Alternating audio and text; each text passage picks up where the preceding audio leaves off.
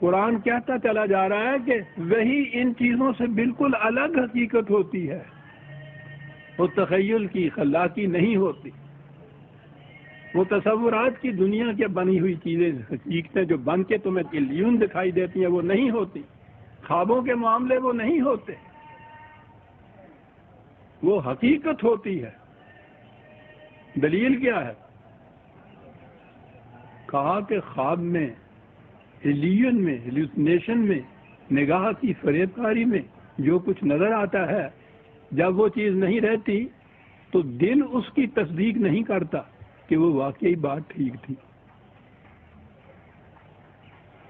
دل نہیں تصدیق کرتا، نگاہ کا فریب ہوتا ہے، فریب کھل جاتا ہے، دل خود تھا اس کے متعلق کیا دیتا ہے کہ ہاں یہ چیز تو میری آنکھوں کا فریب تھا۔ ایویں پیمسا جی پہ ایسی جانتے ہیں آپ پنجابی، دل تصدیق نہیں اس کی کرتا، دل تصدیق کرتا ہے کہ وہ چیز نہ رہے، خواب نہ بھی رہے تو وہ حقیقت اسی طرح سے ہو، وہ تخیل نہ رہے تو پھر بھی وہ حقیقت اسی طرح سے ہو، پھر وہ اس کی تصدیق کرتا ہے۔ کہا کہ ہم نے اپنے اب کی طرف اس مقام پہ پہنچ کے وحی کی، اور وحی کی کیفیت یہ تھی کہ ما کذب الفؤاد وما رأى، جو کچھ دیکھا اس نے، اس کے دل نے اس کی تکذیب نہیں کی۔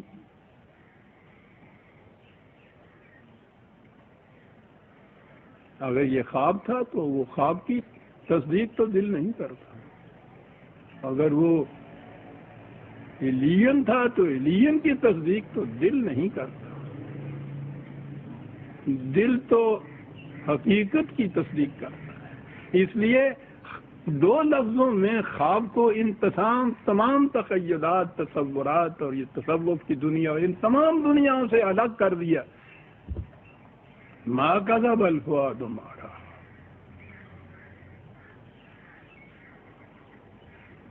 اس کا ثبوت کیا ہے؟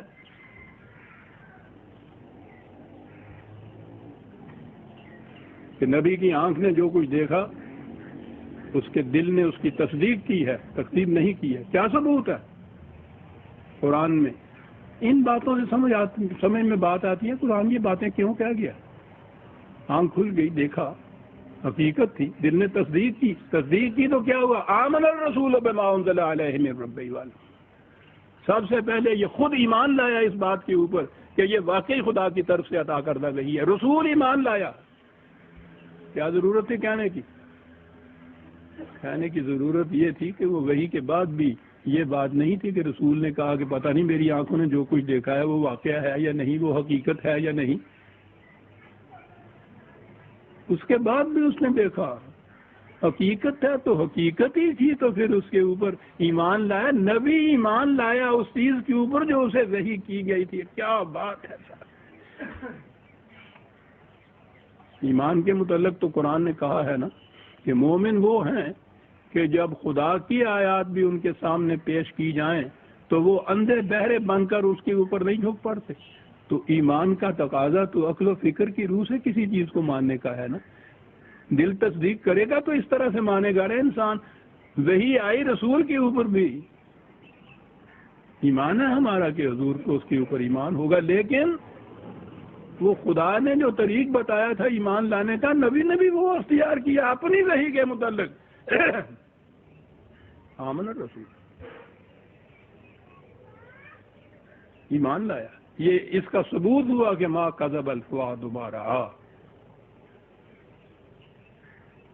اس لیے ان مخاطبوں سے کہا کہ افا تمارونہ علی ما یرا،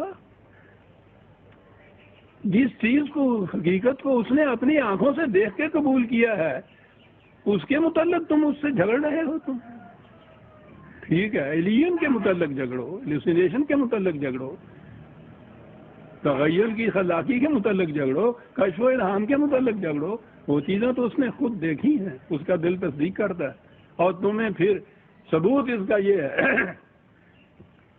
عزیزان من، خواب کی باتوں کو آپ دلیل اور برہان کی روح سے کسی کو نہیں سمجھا سکتے کہ میں اڑتا چلا جا رہا تھا، اوپر چلا گیا اور درمیان میں دیکھا ایک پری آ گئی اولی، اسے پوچھے گا کہ میاں کوئی دلیل دو اس کے لیے، وہ کہنے گا دلیل تو نہیں، تو میں نے خواب میں دیکھا ہے۔ قرآن نبی جو کچھ پیش کرتا ہے اپنی وحی کو دلیل اور برہان کی روح سے پیش کرتا ہے، علم و بصیرت کی روح سے منواتا ہے۔ کہا اس میں تم اس سے جھگڑے ہو جس کے لیے وہ دلیل دے رہا ہے، تم وہ یہ تو نہیں کہہ رہا کہ ہاں صاحب حضرت صاحب نے دیکھے اسی تکیا سی ہوئے مانو مان نہیں مانتا جا کر لوں، وہ تو یہ نہیں کہتا۔ وہ کہتا آدو برہانکم ان کنتم صادقین، کیوں میں کہتا ہوں دلیل کی بنا پہ کہتا ہوں، تم اس سے انکار کرتے ہو دلائل لاؤ۔ کشف و الہام اور خواب جو ہیں، تخیلات جو ہیں، ان کے لیے دلیل نہیں پیش کی جاتی۔ عجیب دنیا ہے یہ وحی کی، سرچشمہ وحی، کائنات سے ماورا، علم وحی حاصل ہوتا ہے، اپنی فکر کا اس میں کوئی دخل نہیں، لیکن جو وحی ہے اس کو خالص فکری طریقے کے اوپر پیش کیا جاتا ہے، ہر قسم کی فکری دلائل کے اوپر پورا اترتا ہے، وہ کہ جس کا علم حاصل ہونا فکر کی بنیاد پہ نہیں ہے۔ یہ ہے وحی عزیزان من۔ کہاں سے اس کی مثال کوئی لے آئے گا؟ وہ جو قرآن کہتا ہے کہ لاؤ، اس کی مثال لا ہی نہیں سکتا کوئی۔ فلا ماجرا۔ اگلی بات اور 23 سال تک یہ وحی ملتی رہی حضور کو۔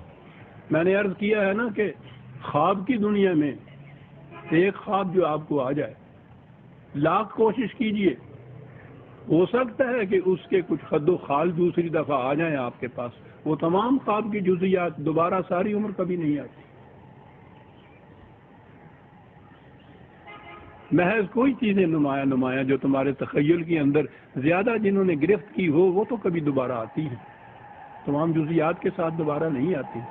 خواب ایسا نہیں ہوتا۔ یہ جتنی تخیل کی خلاقیاں ہوتی ہیں، ایلینز ہوتے ہیں، وہ بھی دوبارہ اس طرح سے نہیں آتے۔ کہا کہ اس نے تو وَلَقَدْ رَآهُ نَزْلَةً أُخْرَىٰ، یہ وہ چیز ہے کہ بار بار اس کو وہی ہوتی ہے، جس میں کوئی تبدیلی نہیں ہوتی۔ یہ ہے وہ وحی جو اس کو ہوتی ہے۔ آپ دیکھ رہے ہیں کہ اس صورت کے اندر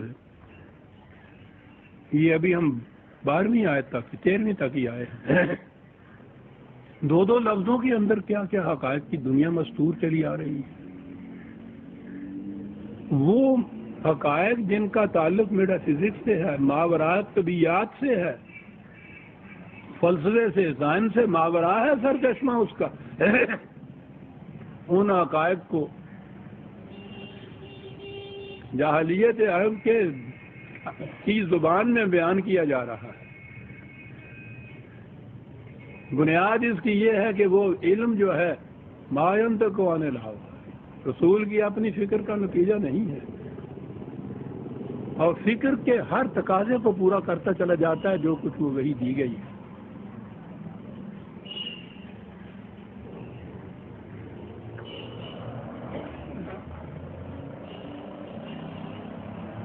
اب یہاں تک وہ وحی کے متعلق تو یہ کچھ کہا۔ اب ایک نبی جس کو وہ وحی ملتی ہے اور انسانی عقل،